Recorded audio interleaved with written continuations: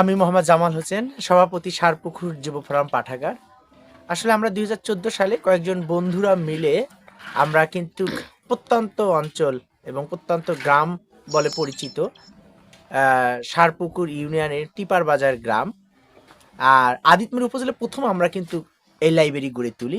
আমার মাটির ব্যাংকে ৭৫০ টাকা দিয়ে টিফিনের টাকা জমিয়ে আমরা ১০টি বই নিয়ে যাত্রা করলেও আসলে পরবর্তীতে এই লাইব্রেরির কার্যক্রম আমাদের অনেক দূর পর্যন্ত চলে যায়।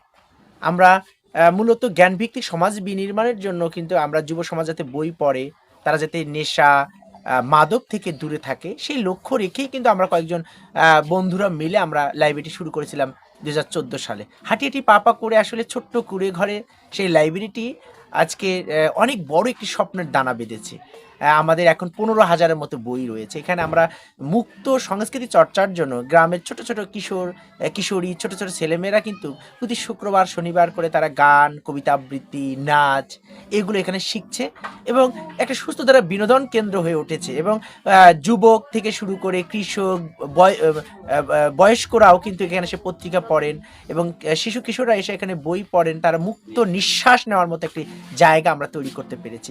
আসলে অনেকেই বলে যে মানুষ বই পড়তে চায় না। আসলে এটি বড় কথা না। আসলে গাছ না হলে পাখির সংখ্যা কেন কমে যাচ্ছে? এটা বড় কথা না। আগে আপনাকে গাছ রোপণ করতে হবে, তারপরে বলতে হবে পাখি কেন আসে না বা পাখি কেন হচ্ছে না।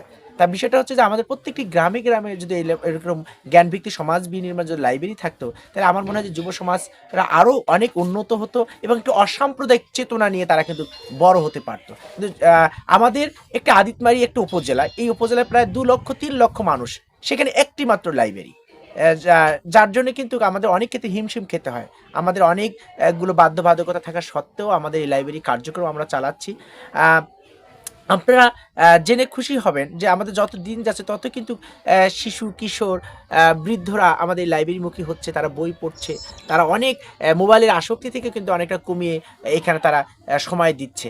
তা আমি বিশ্বাস করি এবং স্বপ্ন দেখি প্রতিটি গ্রামে গ্রামে যদি একটু করে লাইব্রেরি হয়, প্রতিটি মহল্লায় মহল্লায় যদি একটু করে লাইব্রেরি হয়, তাহলে কিন্তু এই যুব সমাজরা আরও বেশি জ্ঞানভিত্তিক হয়ে উঠবে এবং একটি অসাম্প্রদায়িক চেতনা লালন করবে। আসলে আমি এই লাইব্রেরিটি করেছি একটি বই খুঁজতে গিয়ে কিন্তু না পাওয়ার তাড়না নিয়ে কিন্তু আমি এই লাইব্রেরিটি করেছি। আমি যখন ঢাকায় একটা প্রতিযোগিতায় যাই, একটি আঞ্চলিকতা উচ্চারণ আসার কারণে কিন্তু আমি সেখানে বিজয়ী হতে পারিনি।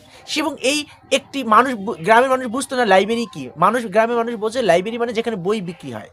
প্রথমের দিকে তো আমাকে অনেকে হাসি ঠাট্টা করে বলতো যে এখানে পাঠাগর মানে হিন্দু ধর্মে, যা সনাতন ধর্মে বলে পাঠা বলি দেওয়া হবে। এই নানান প্রতিকূলতা পরিবেশের মধ্য থেকেও কিন্তু আমার ভিতরে যে একটি বই, আমি একটি বই খুঁজে পাইনি, তা কি হয়েছে, যাতে আর পরবর্তী প্রজন্মের যারা আমার এই এলাকার ছোট ছোট ভাই বোনের আছে তারা যাতে বই খুঁজতে তাদের যাতে কোনো সমস্যা না হয়, সেই তাগিদেও কিন্তু, প্রেরণার তাগিদেও কিন্তু আমি এই লাইব্রেরি গড়ে তুলেছি। শুধু লাইব্রেরি গড়ে তুলেই আমরা ক্ষান্ত হইনি, আমরা যাতে এই লাইব্রেরি ষাঁড়পুকুর যুব ফোরাম পাঠাগারের মাধ্যমে আমরা কিন্তু বিভিন্ন সামাজিক কার্যক্রমগুলো করে থাকি। যেমন দেখেন, বাংলাদেশের প্রথম সেলুলার লাইব্রেরি কনসেপ্টটি, যেটি সাংস্কৃতিক বিষয়ক মন্ত্রণালয় রাষ্ট্রীয়ভাবে সারা দেশে ছড়িয়ে দিয়েছেন এবং আমরা এই লাইব্রেরি থেকে কিন্তু আমরা দলিত সম্প্রদায়, মেতরমুচি ডোমডয় সন্তানদেরকে শিক্ষা নিয়ে আমরা কাজ করছি। বিশেষ করে অবহেলিত, পিছিয়ে পড়া, যাদেরকে চাঁদাবাজ, যাদেরকে মানুষ নানানভাবে তাচ্ছিল্য করে থাকেন, সেই হিজড়া সম্প্রদায়ের মানুষদেরও কিন্তু শিক্ষা, স্বাস্থ্য, তাদের বয়সন্ধিকালে যে নানান বিষয়গুলো নিয়ে আমরা এই ষাঁড়পুকুর যুব ফোরাম পাঠাগার থেকে কাজ করছি। আমরা বৃক্ষরোপণ করছি, আমরা শীতার্ত মানুষদের পাশে সহযোগিতা করছি, আমরা এই শিশু কিশোরদের সংস্কৃতি চর্চার জন্য কাজ করছি। আমরা এলাকা এলাকায় যাচ্ছি, সাঁতার শেখার কীভাবে গুরুত্ব রয়েছেন, একটা শিক্ষার্থী কীভাবে ছোটোবেলা থেকেই বড় একটা সুন্দর মানসিকতা নিয়ে বড় হবেন, এই বিষয়গুলো আমরা ছোটোবেলা থেকে তাদেরকে নার্চিং করছি। তা আমি মনে করি যে আমাদের এখনও আমি চাই লালমনিরহাট জেলায় আমরা একটা এই সাংস্কৃতিক সেন্টার তৈরি হবে। এখান থেকে ছেলেমেয়েরা মুক্ত চিন্তা নিয়ে তারা যাবে, এখানে একটা মিউজিয়াম হবে, এখানে একটা ব্যায়ামগার হবে। তার বিষয়টা আসলে অনেক অপ্রতুলতা আছে। তা আমি মনে করি সকল বিত্তবান এবং সরকারের উচিত এই শিশু কিশোরদের এগিয়ে আসার জন্য গ্রামে গঞ্জে লাইব্রেরি গড়ে তোলা এবং যারা করছেন এই লাইব্রেরি মুভমেন্ট কিংবা যারা সাংস্কৃতিক চর্চা করছেন এই কাজগুলো, তাদেরকে সহযোগিতা করা দরকার। তাহলেই কিন্তু আমরা যে স্বপ্ন দেখছি, যে সুন্দর স্বপ্নের সোনার বাংলা হবে বা গ্রাম হবে শহর, এবং এর নানান চিন্তা চেতনাগুলো তবেই বাস্তবায়ন হবে তবেই বাস্তবায়ন সম্ভব যদি গ্রামে গ্রামে পাঠাগার গড়ে ওঠে, সাংস্কৃতিক কেন্দ্র গড়ে ওঠে। তবেই যুবকরা কিন্তু নেশা ছেড়ে আপনার বইমুখী হবে। তবেই কিন্তু আপনার শিশু কিশোররা মুক্ত চিন্তার জন্য একটা ভালো মানুষ গড়ে উঠবে। তা আমি বিশ্বাস করি যে একটা মানুষের যুব সমাজের যদি ৩টি স্বপ্ন থাকে, বিশ্বাস, ভক্তি, প্রেম, এই ৩টির বিষয় যদি কারো মনের মধ্যে থাকে, তাহলে আমি মনে করি সেই যুবকটি কখনোই হতাশা ফিল করবে না, কখনোই সে পিছপা হবে না, এবং সে তার স্বপ্নের গন্তব্যে এগিয়ে যাবে। তা আমি বলতে চাই যে হতাশা নিরাশা না। আমি ৭৫০ টাকা দিয়ে শুরু করেছিলাম, কিন্তু আজকে আমার অনেক ৫ তলা ভিত্তিতে আমি লাইব্রেরি একটা করেছি, সেখানে ১৫,০০০ বই রয়েছে। এখানে অনেক মানুষের এখন সমাগম ঘটে, এবং লালমনিরহাট জেলার আস্থা এবং বিশ্বাসের প্রতীক ষাঁড়পুকুর যুব ফোরাম পাঠাগার। যুবকরা এখানে এসে ক্যারাম বোর্ড খেলে, যুবকরা এখানে লুডো খেলে, মেয়েরা এখানে এসে তারা মুক্ত চিন্তায় গান গায়, হারমোনিয়াম, তবলা, ইউকেলেলে, ব্যাঞ্জু, বাঁশি, ঢোল, এই শব্দগুলো তারা শুনে তারা যাতে তারা একটা তাদের প্রাণ খুলে হাসি, তার বাঁচার স্বপ্ন থাকে। তাই আমি মনে করি যে শুধু এই লালমনিরহাট জেলায় ষাঁড়পুকুর যুব ফোরাম পাঠাগার না, সারা দেশে এরকম গ্রামে গঞ্জে লাইব্রেরি গড়ে উঠুক, সাংস্কৃতিক কেন্দ্র গড়ে উঠুক, তবেই কিন্তু আপনার অসাম্প্রদায়িক চেতনা যে আমরা লালন করি, একটি অসাম্প্রদায়িক চেতনা বাস্তবায়ন হবে বলে আমি মনে করি।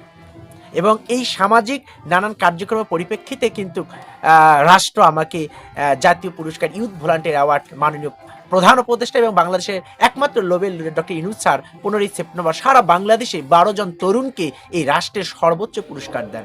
তার মধ্যে আমিও রয়েছে। আমি আসলে রাষ্ট্রের প্রতি কৃতজ্ঞতা জানাই। রাষ্ট্র দেরিতে হলো আমার এই কাজকে স্বীকৃতি দিয়েছে, এবং আমি সারা বিশ্বের 4 জনের একটি পুরস্কার দিয়েছেন, গ্লোবাল হেলথ ইম্প্যাক্ট অ্যাওয়ার্ড। যে অ্যাওয়ার্ডটি বাংলাদেশে প্রথম আমি বইয়ে এনেছি। সেই এই কাজগুলো আসলে পুরস্কার কিংবা স্বীকৃতি পাওয়ার জন্য নয়। আসলে এই পুরস্কার বা স্বীকৃতি পেলে আপনার দায়িত্ববোধকে আরো বাড়িয়ে দেয়, প্রেরণাকে আরো উৎসাহিত করে, এবং এই কাজগুলোকে আরো ভালো করে করার তাড়না যোগায়। তা আমি মনে করি যারা আপনারা এই সামাজিক কাজগুলো করছেন, এবং আপনারা এই মিডিয়ার মাধ্যমে যারা দেখছেন, আমি মনে করি আপনাদের সন্তানদেরকে স্বেচ্ছাসেবা কাজের সঙ্গে জড়িত করবেন। তাহলে কিন্তু আপনার সন্তান ভালো থাকবে, এবং মানুষ মানুষের জন্য, মানুষ মানুষ তখনই সফল হবে, মানব যেমন মানুষ বুঝলে শোনার মানুষ হবে। আমি মনে করি আপনার সন্তান, আপনার ছেলে মেয়ে কিংবা শিক্ষার্থীরা সকলেই কিন্তু এই মানবিক কাজে উদ্বুদ্ধ হলে একটি সুন্দর সমাজ বিনির্মাণ সম্ভব। আমি আশা করি আপনারা যারা এই ভিডিওর মাধ্যমে দেখছেন, আর প্রতিটি মানুষেরই কিন্তু বই পড়া উচিত। হ্যাঁ, জীবনে 60,000 বই পড়তে হবে, নাহলে আপনার জীবন বৃথা। বিভিন্ন জ্ঞানী মানুষ বলেছেন। তা যাই হোক, আমরা বই পড়বো, আলোকিত মানুষ গড়ে উঠবে, এই প্রত্যাশা করছি আমি সবার প্রতি। আমরা যখন ষাঁড়পুকুর যুব ফোরাম পাঠাগার ছোট্ট একটি কুড়িয়ে ঘরে শুরু করি, এখন ওখানে অনেক সমস্যা, প্রতিকূলতা, আমাদের শিক্ষার্থীদের জায়গা হয় না, এরকম নানান প্রতিকূলতা সত্ত্বেও আমরা যখন চিন্তা করলাম যে আমরা একটা ভালো একটা সুন্দর ভবন করতে চাই, আমাদের প্রতিকূল নানান সমস্যা থাকার পরও আমরা যখন আমার বাবা জনাব মোহাম্মদ আব্দুল সাত্তার, তার সাথে কথা বললাম যে আমরা এখানে করতে চাই, তখন উনি আমাদের এই ষাঁড়পুকুর যুব ফোরাম পাঠাগারের নামে ৫% জমি লিখে দেন, এবং তারপরে আমরা আসলে অনেকের জেলা পরিষদ, উপজেলা পরিষদ, হ্যাঁ, আপনার বিভাগীয় কমিশনার ছোট ছোট অল্প অল্প কিছু অনুদান দিয়ে আমরা এটা ভিত্তি দিয়ে শুরু করলাম। তার পরবর্তীতে রবিন অ্যান্ড প্রিন্টিং লিমিটেড গ্রুপের যিনি ডিরেক্টর শাহিন স্যারের অর্থায়নে কিন্তু পরবর্তীতে আমাদের এই শীতল ভবনটি আমরা একতলা কমপ্লিট করতে পেরেছি। আমাদের অনেক সমস্যা থাকার পরেও আমরা চেষ্টা করছি আমাদের এই এই সামাজিক যে বই পড়া আন্দোলনটিকে চালিয়ে যাওয়ার আর কি।